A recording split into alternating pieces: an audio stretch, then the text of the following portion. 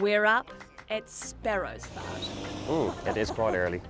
So we'll start off looking at the early commuters from, say, 7 in the morning making their way to work, and then we'll be into the school run. A simple check. Are you and your kids wearing the right restraints? I find it almost unbelievable we're here. I thought the message had got through. And I think police had too, and society had in general, but the statistics over the last few years are quite shocking. Morning, mate. Morning. And just why that is, well, it doesn't take long to see. Not wearing their seatbelt. We've only just set up. That was about 10 cars in and someone's already not wearing a belt. That's right. The passenger hasn't worn his seatbelt. This boy here, who wasn't wearing his seatbelt. The fine for that infringement is $150. Wow. Seatbelt and cell phone up here. Oh, you're kidding, really?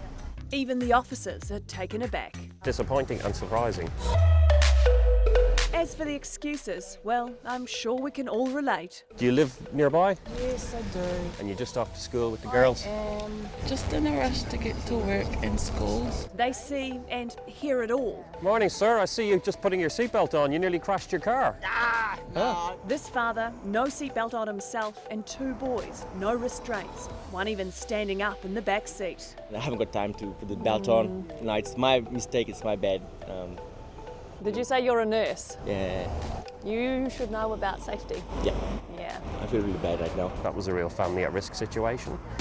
What police want you to know is that we're going backward as a country. Previously, there were about 57 lives lost each year simply because people weren't wearing a seatbelt or restraint. Last year in 2015, that number jumped to 92. 92 people died last year. It's a shocking statistic, and that's a lot of families who've been changed forever, and you know, that loved one is gone.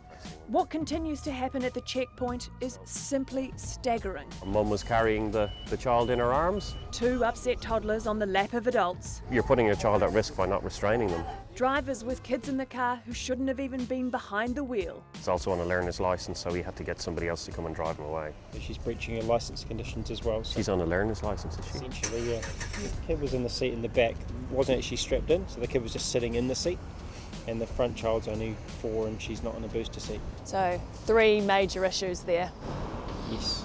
Many, of course, are doing it well. Are you sitting on your seat? Yes. Good boy.